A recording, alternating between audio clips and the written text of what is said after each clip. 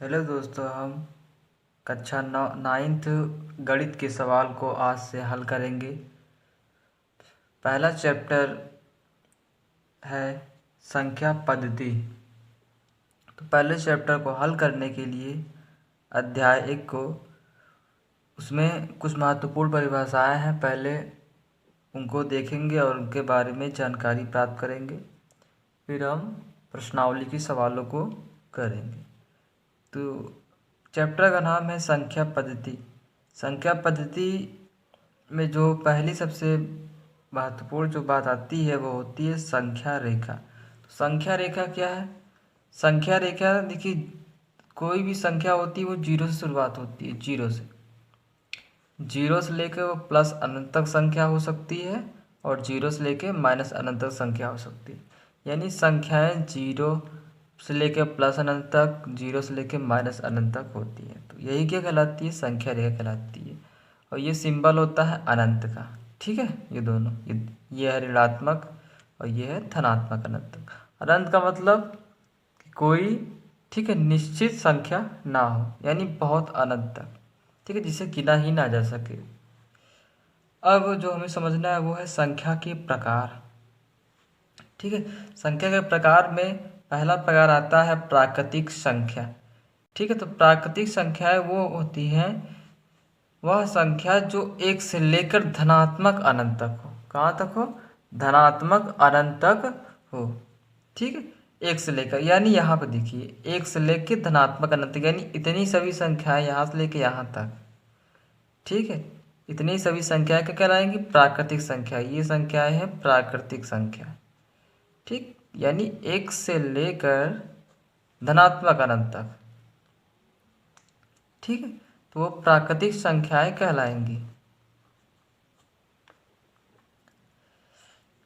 उदाहरण देख लीजिए, 1 2 3 4 ऐसे लेकर इसके बीच में कई संख्याएं आएंगी और अंतिम में जो रहेगा वो प्लस अनंत रहेगा। यानी अनंत क्या होता है? जिसे गिना ना जा सके। और प्राकृतिक संख्याओं को कैपिटल एन से प्रदर्शित करते हैं, इस बात का हमेशा ध्यान रखिएगा। ठीक है, कहीं कहीं पर वो केवल कैपिटल एन लिखा रहेगा, इसका तात्पर्य क्या है कि वो प्राकृतिक संख्या है। तो प्राकृतिक संख्या की परिभाषा क्या हमने बताया कि संख्या एक से लेकर धनात्मक अनंत तक सभी संख्या प्राकृतिक संख्याएं कहलाएंगी। ठीक है, अगला जो है वो है पूर्ण संख्याएं, जिसे डब्ल्यू डब्ल्यू से प्रदर्शित करते हैं, यानी कैपिटल डब्ल्यू से, जिसे इंग्लिश में होल नंबर कहते हैं। ठीक है, तो पूर्ण संख्या की जो परिभाषा होती है वो होती है जीरो से लेकर धनात्मक अनंत तक। जीरो से लेकर धनात्मक अनंत तक सभी संख्याएं क्या कहलाती हैं? पूर्ण संख्या है।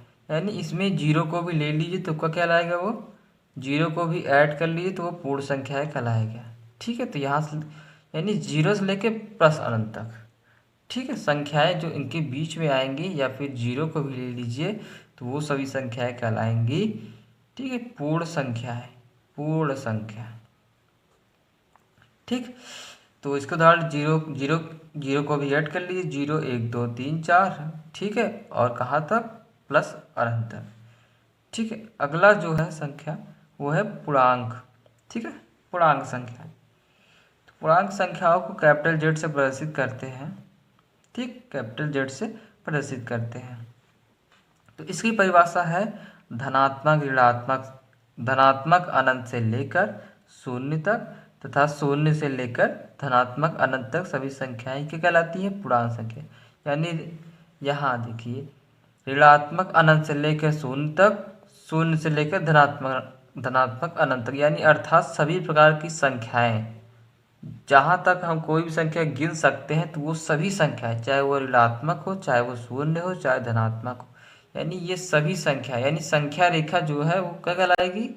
संख्या रेखा कहलाएगी हमारी पूर्णांक। ये सभी संख्याएं क्या है? इसे हम कहेंगे पूर्णांक। क्या कहेंगे? पूर्णांक। ठीक, पूर्णांक संख्या कहलाएंगे। तो यहाँ पे हमने बता रखा उदाहरण में माइनस अनंत, फिर माइनस, इनके बीच में कई कई माइनस की संख्याएं आएंगी, -3 -2 -1 0 1 2 3 और प्लस अनंत तक। ठीक है, तो ये हमारी महत्वपूर्ण परिभाषाएं हैं। ठीक है, इसको आप ध्यान से तैयार कर लीजिए। ठीक है, तो हम समझाए दिए ही। ठीक है, तो अगला जो है वो है परिमेय संख्या, जिसे क्यू से प्रदर्शित करते हैं कैपिटल क्यू से। तो परिमेय संख्या क्या होती है? ऐसी संख्या है जिन्हें पी बाई क्यू के रूप का लिखा जा सके, ठीक है, उन्हें कहते हैं परिमेय संख्या, यानी पी बटे क्यू के रूप में, यानी पी यानी अंश और बटे हर, यानी अंश अनुपाते हर में लिखा जा सके उसे क्या कहेंगे? परिमेय संख्या, अर्थात बटे के रूप में जिसे लिखा जा सके, ठीक है, वो सभी संख्याएं परिमेय संख्याएं कहलाएंगी। और यहाँ पे आपको इस बात का ध्यान रखना है क्यू का मान कभी जीरो नहीं होना चाहिए, यानी जीरो के अलावा, ठीक है, कोई भी संख्याएं आएंगी तो वो परिमेय संख्या कहलाएंगी। एक भी आ सकता है, दो भी आ सकता है, तीन, ऐसे क्या होती है? अनंत संख्याएं आ सकती है, ठीक है। उदाहरण देखिए इस प्रकार से है -25/1, तो पी क्या है इसमें? -25 है और क्यू क्या है? 1 है। तो ये क्या, तो इस प्रकार से ये जो संख्याएं होंगी ये कहेंगी परिमेय संख्या, ठीक है। ध्यान रखिए कि इसे क्यू से प्रदर्शित करते हैं, ठीक है। तो आपको एक नोट पॉइंट है, ठीक है, जो चैप्टर 1.1 तक, ठीक है, सीमित है, उसको हल करने के लिए वो इस बात का जानकारी जानते रहिएगा।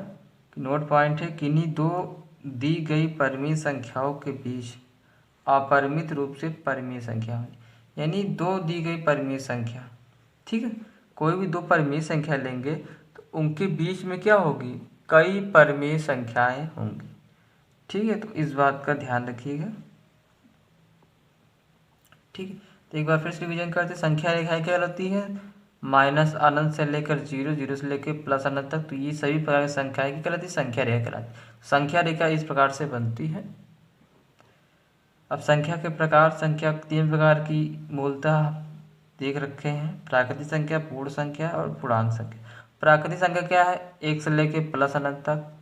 और पूर्ण संख्या क्या है? 0 से लेकर प्लस अनंत तक, ठीक है। और पूर्णांक क्या है? माइनस अनंत से लेकर प्लस अनंत तक सभी संख्याएं पूर्णांक कहलाती हैं, ठीक है। इसे क्रमशः n से प्रदर्शित करते हैं, इसे w से और इसे z से, ठीक है। तो ये हो गया पहले चैप्टर के शुरुआत के कुछ महत्वपूर्ण परिभाषाएं, ठीक है।